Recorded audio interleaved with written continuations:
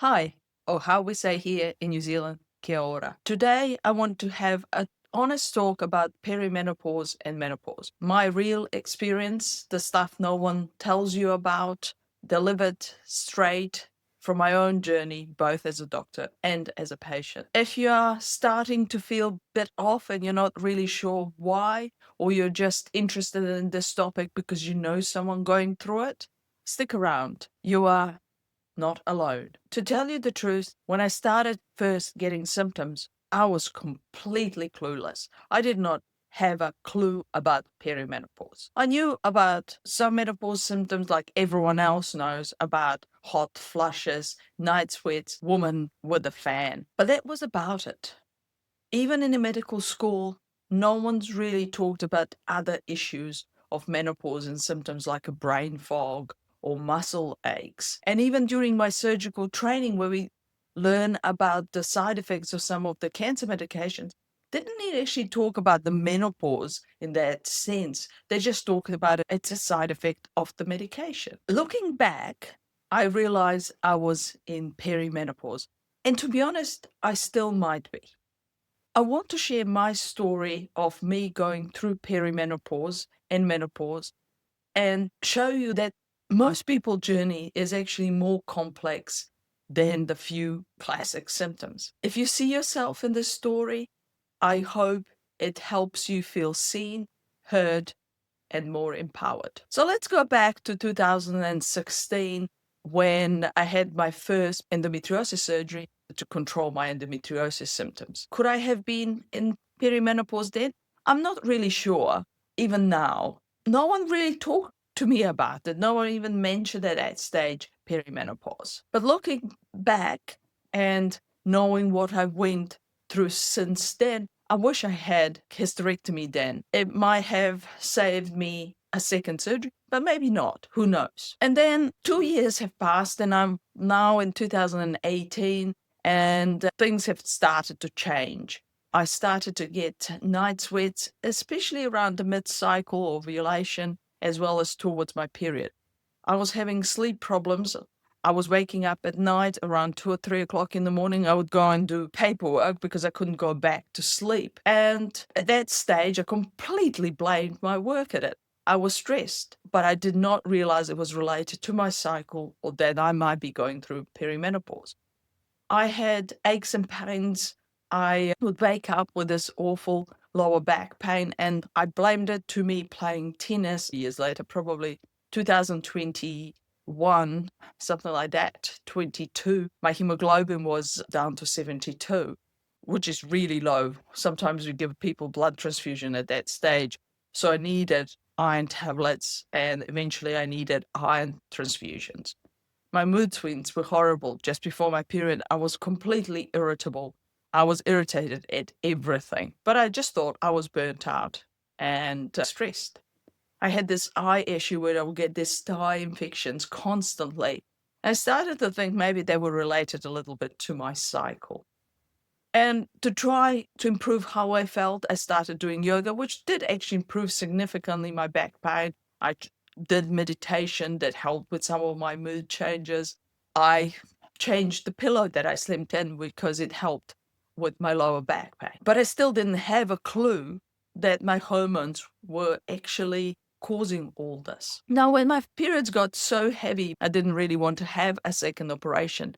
Together with my GP, I started Zoladex. And Zoladex is medication we often used in breast cancer patients where we want to suppress or stop ovaries making any hormones. It put me straight into menopause.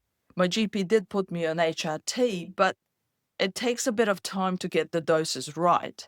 I knew straight away that a lot of my symptoms that I was experiencing before were actually menopause symptoms. I had night sweats, I had bloating, I had more eye infections, I had significant muscle aches and pains that I struggled moving, and sleep was horrible. Not even my surgical training got me prepared to that. And because it took a while to get the HRT right, and more importantly, I did not tolerate progesterone after 2 or 3 months, I basically ended up having to have more surgery. I finally had hysterectomy. My surgeon has decided to leave my ovaries.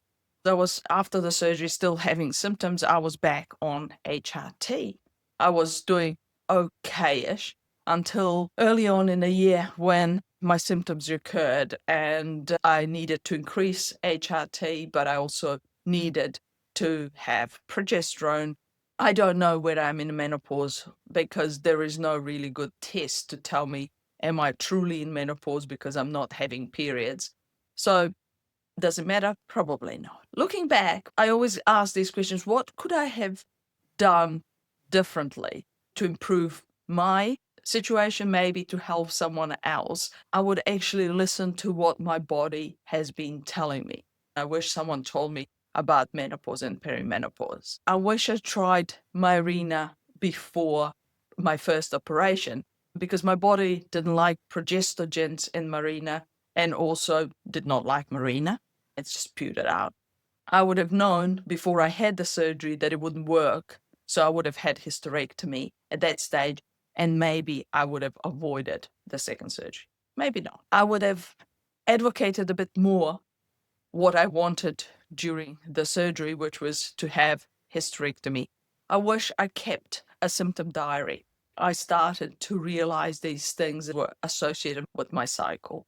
Tracking symptoms is so important to you, most importantly, but also to your doctor. Perimenopause and menopause are not medical problems. They're natural stages in life, but they can cause problems and they can have significant symptoms that impact how you feel. So try and learn and understand your hormones, both as a young woman, what your cycles are doing, how you're feeling before the cycles, how you're feeling at the middle of your cycle, how you're feeling early in the cycle, how they're changing as the time goes, because it will tell us a story how much you like certain hormones in your body. Track your hormone changes. What happens just before the period, how grumpy you are, because often those symptoms will get worse around the perimenopause. Talk to your health professionals. We're here to listen, we're here to help. And if you don't have one who listens or who knows much about perimenopause and menopause, find either GP or a specialist that can help you through that time. So if I, as a specialist, didn't have the information and support I needed and I knew, how on earth are other women going to actually help themselves and know?